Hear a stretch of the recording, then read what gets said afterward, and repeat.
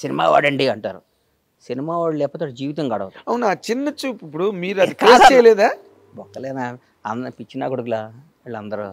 వీళ్ళకి ఏం తెలుసా నా సినిమా అంటే, ఊరికే వాళ్ళకి నచ్చదు కదా. అది మన వాళ్ళలో ఏమంటారు కదా, ఎవడండి ఊరు వదిలిపెట్టి వెళ్ళిపోయి డబ్బు సంపాదించాడు, నేను అందుకనే ఊళ్ళోంచి వెళ్ళకుండా మనకి పొలం, మన వ్యవసాయం, మన కథ అంటుంటాడు. మీ గురించి ఎవడినైనా మనిషి నైజం అది.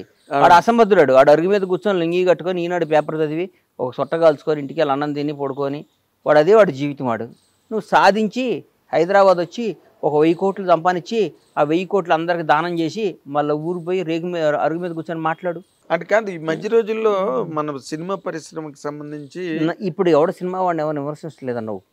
ఒకప్పుడు చేసేవాళ్ళు అట్లా, ఇప్పుడు సినిమా అంటలే. ఎందుకంటలేదంటే సినిమా అనే దాని స్టామినా, సినిమా పవర్ వాళ్ళకి అర్థమైపోయింది. దాని రేంజ్, సినిమా రేంజ్ మారిపోయింది. సినిమా రంగంలో ఉండటం అనేది పూర్వజనం సుకృతం నాగేంద్ర అన్న. అది అవును, దానిలో డౌట్ లేదు. ఆల్మోస్ట్ 40 ఏళ్ళుగా ప్రయాణం చేస్తున్నారు. పూర్వజనం సుకృతం అది.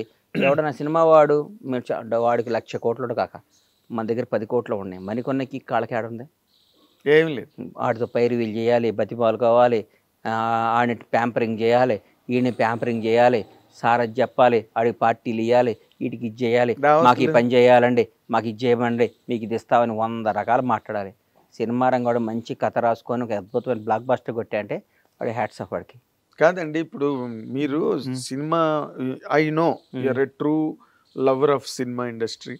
మీకు రాజకీయాల్లోకి వెళ్తే మీకు చాలా చోట్ల మీరు చాలా వ్యవహారాలు సాధించి ఉండేవారు, కానీ ప్రత్యక్ష రాజకీయాల్లోకి మీరు ఎప్పుడు వెళ్ళలేదు. ఒక కాంగ్రెస్ సానుభూతిపరుడిగా మాత్రమే మీరు నిలబడ్డారు. నాకు రాజకీయం అంటే ఈ మధ్య భయం వేసేస్తుంది అన్న.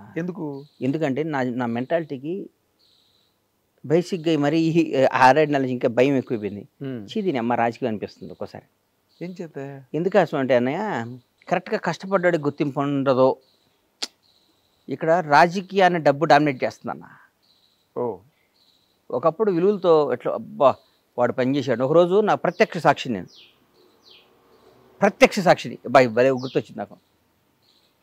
బొత్స సత్యనారాయణ గారు పిసిసి ప్రెసిడెంట్, నంబర్ 7 మినిస్టర్స్ క్వార్టర్స్లో కూర్చున్నాం. మహానుభావుడు సోమయాజులు గారిని గురుగారు చచ్చిపోయారు, రాజశేఖర రెడ్డి గారు ఫైనాన్షియల్ అడ్వైజర్. బొత్సన్న, నేను, సోమయాజులు గారు, వట్టి వసంత కుమారు ఎవరో అందరం కూర్చొని ఉన్నాం. కూర్చొని ఒక ఆయన ఉంటే ఒక రాజ్యసభ సీటు ఎవరికి ఇవ్వాలి అనుకుంటున్నాం. ఎవరికి ఇవ్వాలి అనుకుంటుంటే 4-5 పేర్లు వచ్చినాయి. పొద్దు వాడు ఆంధ్ర నుంచి ఆయనకి ఇచ్చాం, రాయలసీమ నుంచి ఆయనకి ఇచ్చాం, ఇక్కడ ఉన్నాను. ఎవరైనా ఈ తెలంగాణ ప్రాంతం నుంచి మంచి బీసీ వాడికి ఇవ్వాలంటే ఒక పెద్ద పేర్లు, ఆ డబ్బు నడిపేరు, ఈ డబ్బు నడిపేరు వచ్చింది. ప్రత్యక్ష సాక్షిని ఒక రాజకీయం గురించి చెప్తే కొద్దిసేపు పాపం ఆయన ఆలోచించి ఫోన్ చేసి గాంధీ భవన్కి ఫోన్ చేశాడు. రేబాల భాస్కరో ఎవరో ఒక ఆయన ఉన్నాడు, వరంగల్. ఆయన తర్వాత ఒక భాస్కర్ ఏదో సంథింగ్ పేరు ఒక ఆయన ఉంది. ఆయన గాంధీ భవన్లో చిన్న పని చేస్తుండేవాడు ఆఫీస్లో. మరి ఆయన అర్జెంటుగా నా అప్లికేషన్ నింపమని చెప్పన్నాడు. నేను పక్కన షాక్ అయ్యాను. ఆయనకి ఏంటన్నాయి అంటే, 30 ఏళ్ళ నుంచి పార్టీ ఆఫీస్లో నమ్ముకొని పనిచేస్తున్నాడు, ఆయనకి ఇవ్వకూడదా అని ఆయనకి రాజ్యసభ ఇచ్చాడండి. ఆయనకి రాజ్యసభ ఇచ్చాడు. ఆయన వరంగల్ ప్రాంతం, ఆయన పేరు మర్చిపోయి భాస్కరో ఏదో ఉందా ఆయన చెక్ చేసుకొని అది రాజకీయం.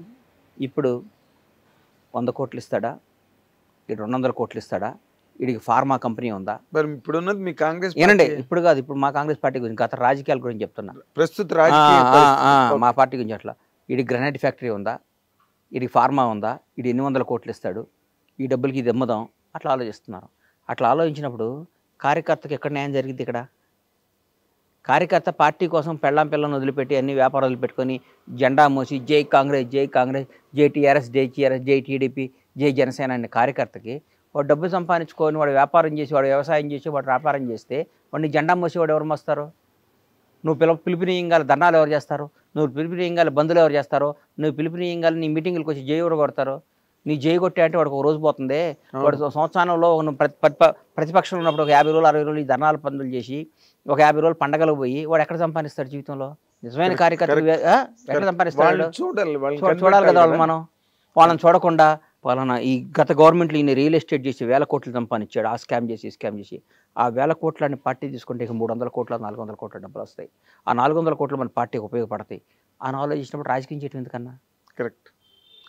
నేనేం చెప్తున్నానంటే కార్యకర్తగా పుట్టడం తప్పు కాదు, మీరు కార్యకర్తగా చచ్చిపోవటం మీ తప్పు అని చెప్పి. అంతే కదన్నా. పాపం మన కార్యకర్తగానే ఉండాలా? నువ్వు ఏ ఎండగా గొడుగు బట్టి కాదు ఏ ఎండగా గొడుగు బట్టి ఎవరి దగ్గర వీలైతే అంతమంది దోసుకొని ఇవాళ ఈ పార్టీలో ఉండి, రేపు ఇంకో పార్టీలో ఉండి, ఎల్లుండి ఇంకో పార్టీ వస్తే, నేను అంతకుముందు కాంగ్రెస్లో ఉండి తర్వాత టీఆర్ఎస్లోకి వచ్చి మళ్ళీ ఇవాళ కాంగ్రెస్లోకి వచ్చి రేపు మళ్ళీ ఇంకోసారి బీజేపీ వస్తే బీజేపీలోకి వెళ్ళిపోయి ఇంకోసారి ఇంకో పార్టీలోకి వెళ్ళిపోయేవాడిదే రాజ్యం. అవును, అదే ఇవాళ రాజ్యం అది. అంటే ఇప్పుడు ప్రస్తుతం నేను 7th క్లాస్ చదువుతున్నప్పుడు ముగిలిగిద్ద స్కూల్లో షాద్నగర్లో ఉన్నప్పుడు బయటకు వస్తే ఇందిరాగాంధీ చచ్చిపోయింది. ఆ రోజు నాకు గుండెల్లో పడిపోయింది, అయ్యో పాపం అమ్మని చంపేశారా అని. అప్పటి నుంచి నేను కాంగ్రెసే, ఉండకపోని అధికారంలో రాకపోని కాంగ్రెస్ అంటే ఇష్టం అని నాలాంటి రాజకీయం పనికిరాదని ఫీల్ అవుతున్నాను నేను. కానీ మీరు బాగానే వ్యవహారకర్త కూడా, లౌక్యం లేకపోవడం, కుండబద్దలు కొట్టినట్టు మాట్లాడి ఇవన్నీ ఉండటంతో పాటు మీరు మంచి వ్యవహారకర్త. అంటే ఒక వ్యూహాన్ని కరెక్ట్ గా ఇంప్లిమెంట్ చేయలేదు, అవన్నీ ఉపయోగం లేదన్న.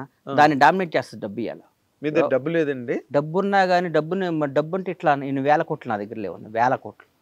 ఇప్పుడు రాజకీయం సీటు కొనాలంటే 200 కోట్లు కావాలి. రాజకీయం డబ్బుతో అయిపోయింది, ముడిపోయిపోయింది. ఇలా పెరిగిపోయింది రాజకీయం. ఇంతకుముందు రాజకీయాలు కాదు, అది చంద్రబాబు నాయుడు గారు, రాజశేఖర రెడ్డి గారు రాజకీయాలు కాదు. అదే మీరు ఇందాక చెప్పినట్టు కాంగ్రెస్ పార్టీ ఆఫీసులో 30 ఏళ్ళుగా పనిచేస్తున్న అతనికి తీసుకెళ్లి రాజ్యసభ ఇచ్చారు. ఆ రాజకీయం లేదు ఇప్పుడు. ఆ రాజకీయం ఎక్కడ ఉంది ఇప్పుడు? నిజం చెప్పండి. ఇప్పుడు లేదు. ఏ పార్టీలో ఉంది? ఏ పార్టీలో లేదు, ఏ రాష్ట్రంలోనూ కూడా లేదు. అంటే వాళ్ళని మనం తప్పుగా అనకూడదు. పార్టీని నడపాలంటే అది అవసరం. ఎగ్జాక్ట్లీ.